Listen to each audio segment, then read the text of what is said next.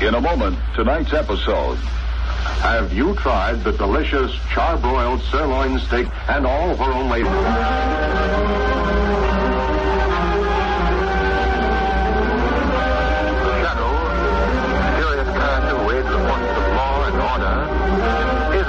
Lamont Cranston, wealthy young man about town. As the Shadow, Cranston is gifted with hypnotic power to cloud men's minds so that they cannot see him. Cranston's friend and companion, the lovely Margot Lane, is the only person who knows to whom the voice of the invisible Shadow belongs. Today's drama, The Legend of the Living Swamp. In the swampland, a young man stumbles his way blindly, closer and closer to a bubbling patch of black slime known as Devil's Dip. His glazed eyes show no recognition of his father's warning cries in the distance. Old man, the swamp, you don't scare me. No, sir. Randy Calhoun is going to pay his respects to Devil's Dip right now. Randy, where are you? They call you cemetery without tombstones, Devil's Dip, but that don't scare me either. Randy, come back here. There she is, bubbling and beautiful in the moonlight. Just a few steps more now. Randy, you've gone crazy, boy. Get away from that thing. I'm walking right into you with my chin out, Devil's Dip. Let's see you stop me. Randy, stop. Out. Can't move. Oh, my leg. Randy, he's gone. My own son swallowed up by Devil's Dip.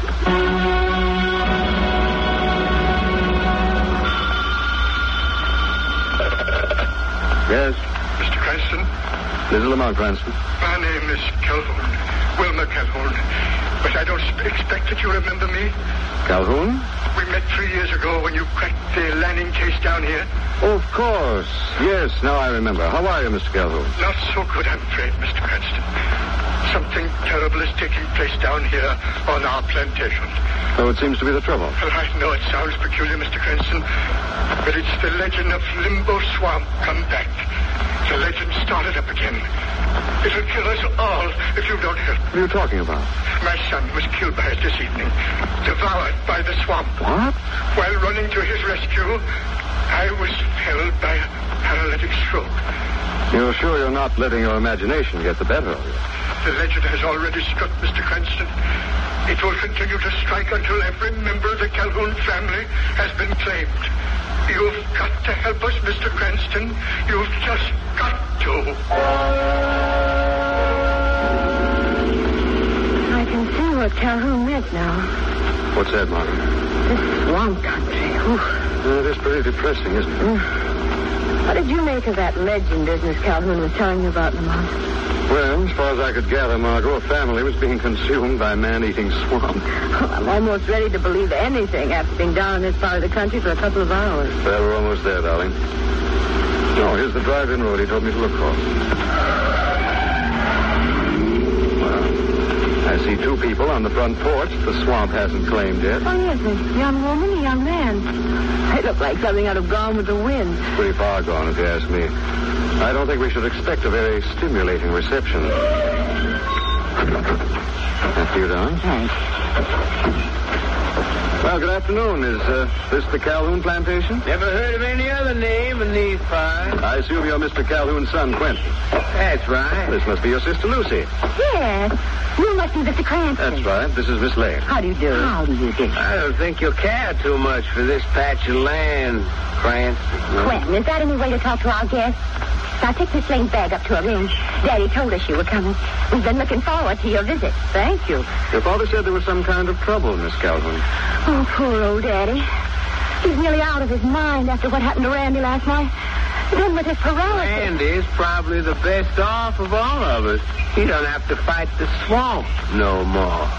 You sound pretty convinced about this swamp legend, Quentin. Don't let me scare you, Cranston. Have a look for yourself. But keep your eyes open when you do. Good heavens, what was that? Daddy. That sounded like Daddy calling. Come on. Go ahead. Just the old boys and boogeyman again. This way. It goes back down the hall here. Randy, my my boy. Daddy, what is it? What happened, Mr. Calhoun? Randy. He walked out of the swamp. He's come back from the dead. What are you talking about? Tapped on the window. And then he walked away into the twilight whistling. Listen. I'll open the window. There it is. There is someone whistling. Oh, it's Eli. Eli, the hired man. There, you can see him now. Eli? Yes? Did you tap on this window just a minute ago? How should I go tapping on folks' windows, Lucy? That was you whistling just now. Ain't no law again whistling, is there? Oh, then it wasn't Randy. Randy didn't really come out of Devil's Dip after all. Oh, it gave me such a turn. Scared me half to death. All right, Eli. Go back to your chores. Yeah. Miss Lane and I just arrived, Mr. Calhoun. Before something else happens, suppose you tell us what this is all about. Oh, Mr. Cranston and Miss Lane, I didn't realize that you were here. The shock and the excitement of it all, I hope you'll forgive me. Of course. Well, if you'll pardon me, I'll look after dinner. Perhaps you'd better begin at the beginning, Mr. Calhoun. Yes, of course. Well, this whole crazy business started back with an Indian legend centuries ago, Mr. Cranston. The swamp is a sort of altar of sacrifice? That's right. Yes, I've heard of such legends. What was the basis of sacrifice? And once each century, an entire family, according to the legend, was to be sacrificed. Oh, that's fantastic. It is, my dear. Devil's Dip already has claimed my youngest son, Randy. And the legend says that the youngest should die first. But couldn't Randy's death have been an accident? An accident? And I suppose my paralytic stroke was an accident, too? Yes, that is strange, isn't it? The doctor's just left. He wasn't very optimistic. There's been no improvement since last night, Mr. Calhoun? You think I'd be confined to this wheelchair if I could get around some other way? Of course not. But now that we're here, Mr. Calhoun, what is it you would like us to do? Anything, Mr. Cranston. Anything in the world that'll keep that cursed swamp from taking another life.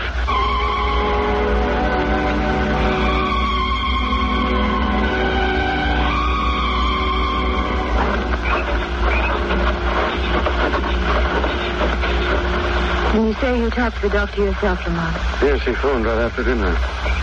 He can't explain the paralytic stroke either. Calhoun is crippled, there's no question about it. It's fantastic.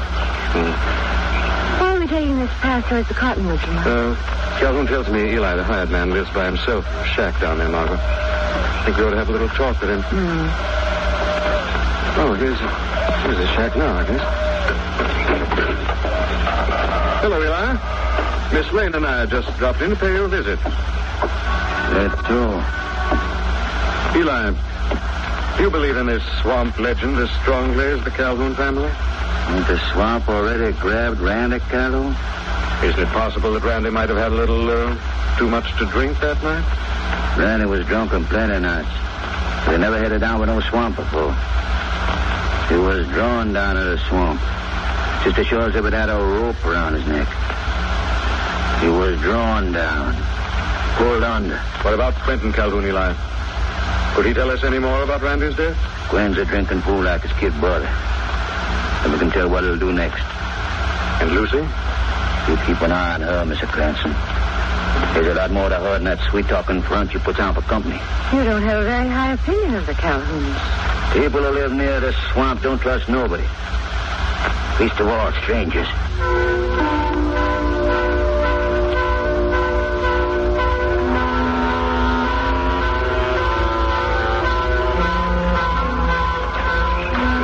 Santa Margot, this flatboat's a little skittish. You know now how Eli feels about the swamp, now that we're actually in it. Yes, I'm beginning to feel it myself. I still don't see what we're going to learn by poling through the swamp like this. Maybe nothing, Margot. And again? Come up. What is it? Something's coming straight at me. Oh. Margot, what happened? Oh. Only an overhanging branch, but it looks like some kind of horrible snake. It's just your imagination. Wait a second. What is it? There are two people talking, yes. Quiet now, we'll stop the boat and listen. Oh. You said you want to talk to me, Quentin? That's right, Lucy. Well, why in the world did you insist on coming all the way down here? Just wanted to make sure we were alone. I swear I don't know what you're driving at, Quentin Calhoun. Legend, Lucy. Legend? What about it? Do you believe in it? Of course I do. Who down here doesn't believe it? Somebody with a tricky mind could use that legend to advantage and maybe wind up with an inheritance. Quentin Calhoun, are you suggesting... I'm not suggesting anything, Lucy. I'm just thinking out loud.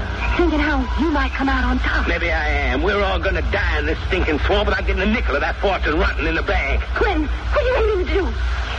Come along to Devil's Dip and see, Sister Lucy. Come along and see. Quentin, come back here. Quentin! Come on, Margot, let's go. Where to, Lamont? We're going to tie to the boat and head over to Devil's Dip. I think we ought to be there when Lucy and Quentin arrive.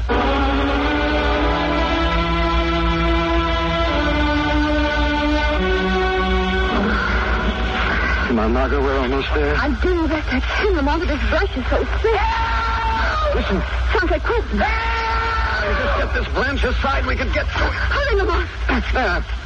Good Lord, it is Quentin. He's in the quicksand. Quick, Lamont, we've got to save him. I think it's too late, Margot. Nobody can ever reach Quentin Calhoun now.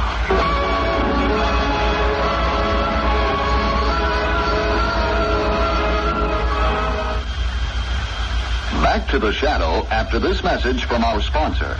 Special day or any day, a meal at the Black Angus is something special. Authentic Western decor, charbroiled meat right off the Black Angus open fires, and reasonable prices all make the Black Angus the perfect place for lunch or dinner. Try the famous charbroiled sirloin steak dinner for only $1.79. You get a crisp, fresh tossed green salad with Black Angus dressing and hot buttered garlic French bread. Or you may prefer the delicious Southern fried chicken dinner. Plump, juicy chicken, surrounded with the specially seasoned Black Angus batter and fried till it is crisp and golden. And served with potatoes, salad, and hot garlic bread, it is only $1.49. Visit the Black Angus nearest you on Coral Way across from Sears in Coral Gables, on Motel Row, Miami Beach, on Palm Springs Mile in Hialeah, and in South Dade next to Jefferson Stores. Why not make tomorrow a special day for your family? Treat them to a delicious meal at one of the Black Angus restaurants. Black Angus, home of the $1.79 charbroiled sirloin steak dinner. And now, back to tonight's episode of The Shadow. Quentin! Quentin! He's gone, Margot. It's no use. Easy, darling. The legend has come to pass. This rotten black pool is alive, Lamont. It's like a crawling evil thing. Margot. Hurry, darling. The 2 drownings in the swamp today. Come on, you're going back to the house and lie down. Lamont, what's it all about? You don't believe that filthy swamp has some weird power, do you? I doubt it, Margot. You think someone in the family, Lucy maybe? I definitely do, after that conversation we overheard between Lucy and Quentin. But why should Lucy want to kill her own brother? And if she was responsible for Quentin's death, why did we see her down at Devil's Dip just now? Yes, I'd like to ask Lucy those same questions, Margot. In person. You're going to talk to her? I am, Margot, and fast. You can find your way back to the house from here, can't you? I think so. I'll see you later. After Lucy's had a little chat with the shadow.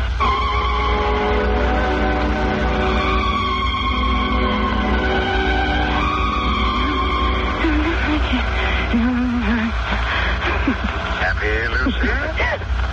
What's that? Who's in this room? Song on your lips and murder in your heart, is that it, Lucy? Must be mad. Who was that? I hear a voice. The voice of the shadow. The shadow? Come for truth. The truth about this legend of the swamp. Is it the swamp that's killing this family off, Lucy? Yes. Yes, it's the swamp. It couldn't be that some person is responsible for these swamp deaths, could it, Lucy? I don't know what you mean. You understood very well when you were talking it over with Quentin near Devil's Dip. How did you know about that? The shadow knows. You killed your brother, didn't you, Lucy? No, Shadow, I didn't. I swear it. We talked, and then Quentin asked me to follow him to Devil's Dip. He started walking faster and faster. He got ahead of me. I heard it scream. And when I got up to the dip, Cranston and the girl were there, and Quentin was gone on the quicksand. Anyone else around at the time, Lucy? Well, I don't know. I thought I heard someone ahead of us when Quentin and I started for Devil's Dip. Did you see this person? There was only moonlight, and the foliage was so thick. But you did get a glimpse, didn't you, Lucy? Who did you see? It looked like... Yes? Like Eli. I see. All right, Lucy, if you told the truth, you'll be protected from this deadly swamp curse. If not, your punishment will be harsh. Very harsh.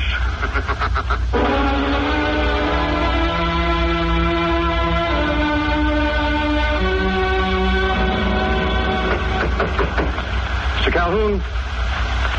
Mr. Calhoun? Yes, what is it? Lamont Cranston, Mr. Calhoun. I'd like to talk to you. Come in. Come in, the door's open. I'm sorry to disturb you this time of night, sir. It's all right, I couldn't sleep. I've been sitting up in my wheelchair. I'm looking for Eli. I've searched the house. He isn't in the servants' quarters. Have you seen him at all this evening? I saw him go down to the swamp about an hour ago, Mr. Cranston. Go down to the swamp?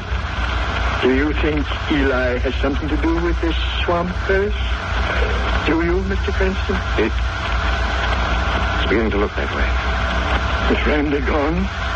Now tonight, Quentin? I'm afraid, Mr. Cranston, that he'll sneak up to my bed some night. Or catch me in my wheelchair. You've got to protect us, Mr. Cranston. You've got to. I'll do the best I can, Mr. Calhoun, the very best. Thank you, my son. Thank Just you. as soon as Miss Lane comes downstairs. Miss Lane isn't in the house, Mr. Cranston. What's that? She hasn't been back since she left with you. Hasn't come back. I'm sure of it. And the last time you saw Eli, he was headed for the swamp. Yes, but I'll see you later, Mr. Calhoun. If anyone wants me, I'll be at Devil's Dip. My things are getting deeper and deeper into the swamp. Lost my sense of direction completely. What's that? Who's there? Who is it? Who? Howdy. Who? Eli. Yeah. Old Eli.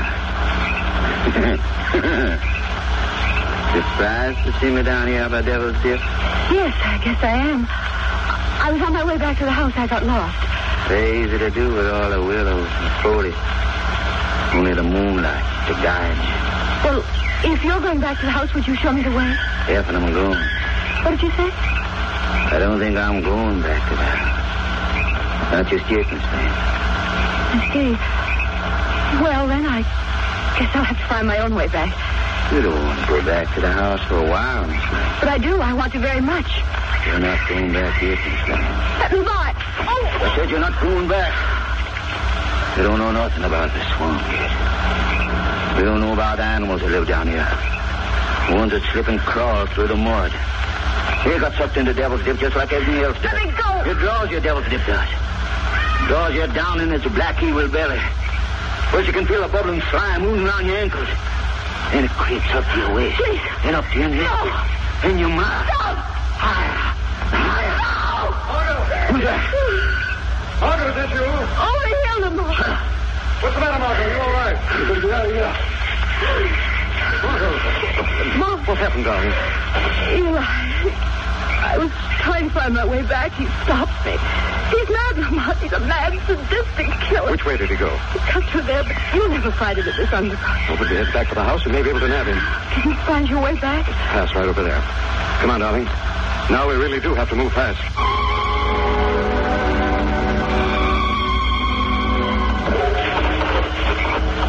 Here we are, Margot. Out in the clearing. Oh, thank heaven. I never want to see another swamp as long as I live. Now, there's the house up ahead. And a very welcome sight. Wait a second. What's the matter? You see what I see coming out of the roof? Smoke. And there are flames. Oh, Lamont. Looks like Eli really has gone out of his mind. Help! Help! It's Lucy. We're coming, Lucy. Mr. Cranston! Mr. Lane! Eli set the house on fire. He's crazy, man. Out of his mind. Yes. Good Lord. What? Mr. Calhoun, you can see him up there on the window. Oh, he can't walk, Mr. Cranston. You've got to save him. You've got to. I'll do the best I can, Lucy. You're not going to try and get him out of that burning building alone. I'll have help, Margot. some very able assistants. Lucy, Cranston, help me. Get me out of here before I burn alive. Need help, Mr. Calhoun? Who's that? Who spoke? This is the Shadow. Voice coming out of the smoke and fire. It's the devil himself. No, Calhoun, not the devil, but someone who seeks justice. I don't know who you are, but you've got to help me. Help a poor old crippled man, please. Don't ask. Help me. Help me, please. Get me out of this wheelchair, for the love of heaven. You can't let me die in the flames. Why don't you help yourself, Mr. Calhoun? What do you mean? Why don't you get out of that wheelchair and walk? I can't. I'm paralyzed. I'm helpless, Shadow. You're not paralyzed. You're not helpless, Calhoun. It's only your mind that's crippled. Your rotten, twisted mind that conceived a plan to kill your own family. What are you saying, Shadow? I'm saying you use this fake paralysis to mask your vicious plot to murder. That you allowed Randy to die in the swamp when you could have saved him. That Quentin met the same terrible death in Devil's Dip at your own hands. That Lucy and Eli were next on your list. That's not true, Shadow. I've no reason to kill my own family. They're not your own family, Calhoun. You're only their stepfather. You were determined to keep your avaricious relatives from getting your money, even if it meant killing to do it. They're lies. All lies. Are they, Calhoun? We'll see about that. When the fire gets really close, and the flames start licking around your wheelchair, when your lungs fill with searing smoke. All right, Shadow. You win. You win. But you'll never take me. You'll never take me alive. Go inside window. I killed myself first. No, you won't. Let me go. Let me go. No. Your life isn't going to end that dramatically, Mr. Calhoun. It's going to come to a very grim conclusion at the State Penitentiary.